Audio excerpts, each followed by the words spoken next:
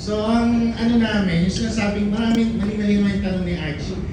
Ang dami ng play na ginawang movie, panahon ko pa nagawa na. So, ngayon lang medyo nakulit. Pero sa Hollywood, ang dami Kiss of the Spider-Woman, di ba? Yung sabi ko nga, naulit muli, di ba? Nakulit. Pero ano, ang dami na. Like mga Dorian na, di ba? Budget, anyway, si Ann Saraj. Hello. Hello. Kay Direk muna. So Direk, ito ba nakita ko sa teaser, iba-iba rin yung mga angle nito. So yun ba yung isa sa ibang ma-offer nitong movie, iba-ibang angle? And ano yung mga parang, ano yung experience na gusto mong makuha nila? Kasi ibang experience totally ang panonood ng teatro. For example, sa teatro, okay lang yung mga lull moment kasi it adds to, syempre, yung reaction. Pero sa movie ba nila ganyan ng music? What a very good question din. Tama, no? So sa theater kasi, no? So there are elements in theaters na pwede nating consider while watching the play itself. Kasi alam natin yan, usually kung nanonood tayo ng mga play, di ba challenging nga yung mga sa play yung walang lines pero may actions, di ba? So dito rin ma'am sa film version, carefully rehearsed din kasi. So nag-usap kami ni Gilbert, yung editor and cinematographer.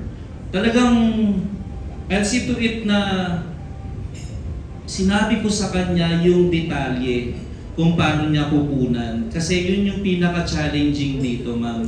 Ang ganda po yung tanong nyo. No? Kasi yung, di ba kung aware tayo yung sa tinatawag na mise-en-scène, yes, no? So yung staging. So, we'll see to it na, kasi it was done in Chatrino itself. No? So, ang ganda nung experience na dun sa nakapanood ng play, makikita niya yung difference. Kasi alam natin sa film, di ba, kumbaga medium shot, usually close up, lalo na yung latter part no, ng story. Grabe yung facial expression ni Paolo doon na na-capture ng gusto, ang ganda. So, yun ma'am. So, sabi ko nga po tuwing gumagawa kasi tayo ng film, lagi nating babalikan, ano ba ang film? Kumbaga yung film hindi lang naman nagpo-provide sa atin ng stories di ba? So dalawa lagi kasi ang purpose ng film, yun nga yung interior tsaka exterior objectives. Pag feeling lang natin, nanood tayo ng pelikula dahil ang habol lang natin yung story ng isang pelikula, so be it, okay yun. Pero mas okay sana kung hahanapan din natin ng interior objective. Ibig sabihin, ano meron na kakaiba sa pelikulang ito? So, yun po yung may pagmamalaki namin dito sa 8,000 piso. Dahil sabi ko nga po, hindi lang siya one character. One character, one setting, one location, one theme song. Almost, sana nga 1 hour lang, pero of course, kailangan natin mahaba. Ang daming one na into one. Parang ganon. So, unique siya in its own way. Parang ganun. Kakaiba siya kasi yun po, modest aside, siguro wala pang nakapagsama-sama ng ganong elements into one. Parang ganun. So yun sana yung gusto kong makita ng manonood. Na of course, hindi nagsasuffer yung story. Kasi pwede mong pagsama-samahin yung elements na yun, pero yung story mo failed. Pero eto hindi, kasi unpredictable yung ending, yung story niya.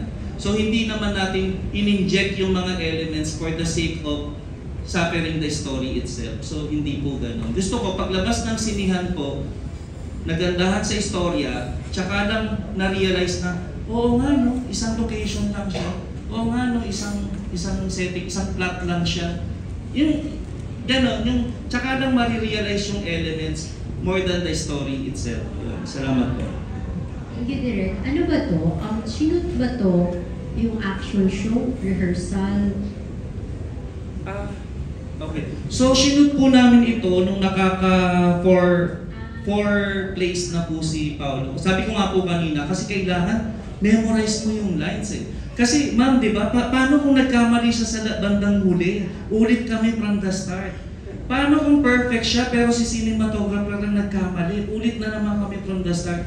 And if it's gonna happen, kung repetition na yun ng twice or thrice, baka away na ang mangyari. Di ba ma'am? Can you imagine that? Baka mag-init na yung ulo ng isa sa kanila. Kasi sabihin, nakukulitan, masyado akong makutino. Pero kasi kailangan natin dito yung perfect talaga perfection. Kaya sinabi ko talaga, kaya hanga talaga ako kay Paolo.